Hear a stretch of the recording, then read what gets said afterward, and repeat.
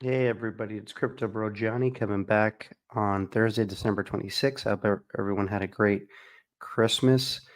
And as we know, not a lot of people talking about crypto now, but we have a lot of great buying opportunities. And for those of us that have been in the space for a long time or individuals that have been studying it, know that this is the best time to start loading up your moon bags, right? When your cousins aren't talking about it at Christmas around the Christmas tree, your friends aren't coming up, neighbors, that's when you want to start buying. Once you start talking about it again, that's when it's going to start going up again because obviously everyone's going to think it's an opportunity, but the opportunity really lies in the boredom, in the waiting, and that's when we strike. But over here, guys, I want to go over with you guys something that I saw. It was posted 13 hours ago on NBC6 South Florida, and they interviewed Brad Garlinghouse. So I want to watch it along with you guys, and let's just go over it here all together, guys. So here we go. Crypto wallet. A wallet looks kind of like a flash drive, so you can personally with traditional So over here starts with Brad Garlinghouse. Let's kick it off here. Ripple, which uses XRP as part of its technology stack, a company that is also on the road to rolling out a stablecoin. So Ripple started years ago with this macro vision of how do we enable an internet of value? How do we let value move the way information moves today? We think about how easy it is to send an email to anyone in the world or a text message. Not that many years ago, that was not so easy. And you wrote a handwritten letter and it received 3 or 4 days later in the mail. And money in some ways is the same. Today, moving money between networks, you can't send money from PayPal to Venmo, let alone you talk about cross-border international payments. The friction is high, the cost is high. Ripple aspires to really enable that internet of value to let value move seamlessly across borders, pay anyone, anytime, anywhere, just like sending an email. And I think we will see that future by leveraging technologies like crypto. So, what's the mission of your company? What do you want to do? How do you want to change the world or impact it? Well, we think by unlocking those kind of economic borders, the friction that exists today, by unlocking that, you open up opportunities for entrepreneurs, for even the people who want to send money home to anywhere you may have come from. Guys, this is why market cap and all the Bitcoin maxis and individuals that always talk about market cap when it comes with XRP, it means nothing. Reason being, XRP has the most utility out of any cryptocurrency out there. And it already has a legal clarity as well through the SEC. Remember that when you're investing. Pick your country in South America. And so we think by doing that, you're giving people opportunity, economic freedom. You're inviting them into, people who are unbanked can become more banked, partly because you're simply reducing costs, but partly also there's some people who can hold crypto and transact that don't have a bank account, and that's okay. So we think that by kind of moving the world forward, we're rewiring financial infrastructure in a way that's good for society. And I know we've got a lot of crypto folks here in Miami and in Florida, but it seems like in some places outside of here and outside of the US, they've taken hold of digital assets, crypto, blockchain, even more so than we have. You could not be more right about this. I mean, we obviously, particularly in Miami, there's a very vibrant community around crypto. But in other countries that don't have a strong fiat currency, the US dollar is a strong currency and you have various options to make payments. There's certainly many countries around the world where their fiat currency, the currency they traditionally would transact in, is not strong or it has very high inflation, so that local consumers, local citizens don't want to hold that currency. And crypto has really adopted even more aggressively there. Argentina comes to mind as a country that has had currency problems. Guys, by the way, Argentina's president, Milei, is super big on cryptocurrency. He's almost like El Salvador's president, Bukele. He realizes that inflation with fiat currency has been ruining his country, and he's looking at cryptocurrency to fill that void. For those of you that don't know, Argentina has like 4 different economies: a dollar, the peso, all that, and all of them had different price points. With cryptocurrencies, you could actually just have one rate going all the way across the board over the years. And so if you're Argentinian and you're holding $10,000, would you rather hold that in the local Argentinian peso or in a cryptocurrency that maybe has a stronger store of value that you don't have to worry about being inflated to a lower value than the 10,000 you started with. You had And that's the important part here for cryptocurrency. It doesn't matter about your government if your government's under sanctions.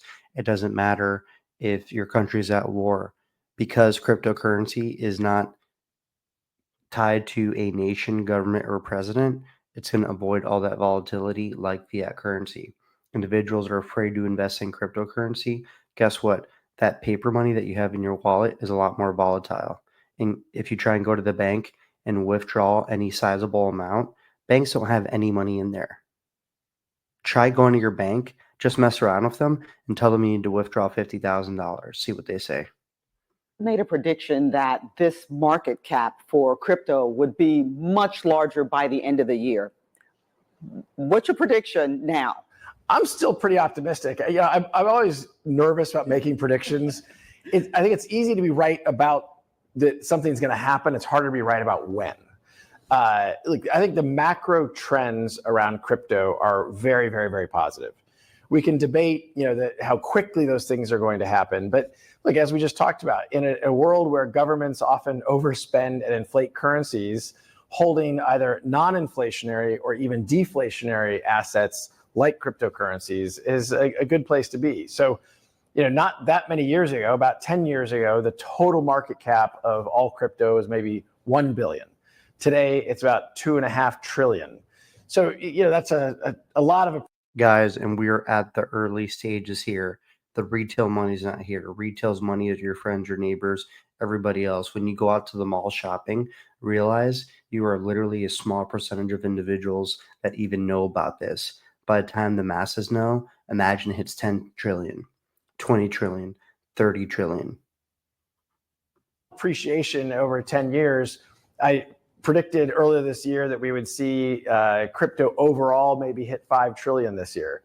It's got a lot of work to do between now and the end of the year to achieve that.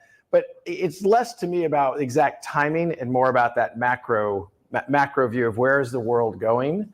And I'm very optimistic about the future of crypto, in part because eventually we'll get regulatory certainty and regulatory clarity here in the United States, the largest economy in the world. Okay, since you brought that up, let's go there. Yeah. The legal battles. It seems like you guys have been embroiled in lawsuits or litigation with the SEC for some time. And I know a lot of folks in the crypto community in the XRP army or family were so hopeful that it would have been. Guys, we're literally getting a shout out right here. Let's hear that again. XRP Army. This is crazy, guys. Just a couple years ago, this would be like unheard of. There. Yeah. The legal battles. It seems like you guys have been embroiled in lawsuits or litigation with the SEC for some time. And I know a lot of folks in the crypto community in the XRP army or family were so hopeful that it would have been over. Yeah. And now it's not. Yeah. Look, Trina, it's really frustrating, to be honest with you. Here we are as a U.S. company that has always been compliance first and kind of front foot around how do we make sure we're getting licensing where we need licensing.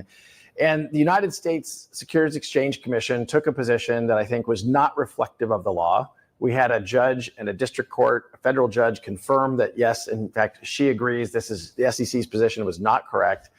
And now the SEC has decided they're going to appeal that decision. I think it's going to backfire for the SEC, and now you're going to have even a higher appellate court validating a lower court's decision. And today, the law of the land is that XRP is not a security. I think we're going to see that affirmed with the higher court. And we're willing to fight this all the way to the Supreme Court because we feel very strongly we're on the right side of the law. And honestly, more importantly, we're going to be on the right side of history. Crypto is ever changing. To get a handle on what's next in the digital space, we'll catch up with prominent crypto influencer Connor McLaughlin of Mickle Markets. And I believe when the internet was created, it was really missing a value transfer protocol. I believe that's what cryptocurrencies are going to add to the internet. And I think we're in the stage right now of just. Guys, very interesting. I'm just going to go ahead and forward up here to Connor. Yeah, so I'm extremely optimistic on Bitcoin. We see right now, for the first time ever, a very important this year, people are going to look to. All right, and he's just going to talk about Bitcoin. All right, guys, very interesting video on Brad Garlinghouse.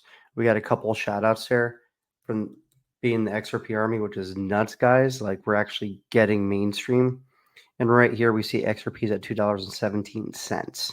Coming into January, stuff is going to get crazy. I need everybody to watch out. A lot of different development and stuff is going to be happening with Ripple XRP. This may be the lowest price once we're going to be getting in there. Do not settle for small gains when you could have generational wealth. This is not financial advice, guys. This is my personal opinion. Continue following Crypto Bro Johnny for the latest news and updates. I'll catch you guys on the next one. Enjoy your time and enjoy the weekend. See ya.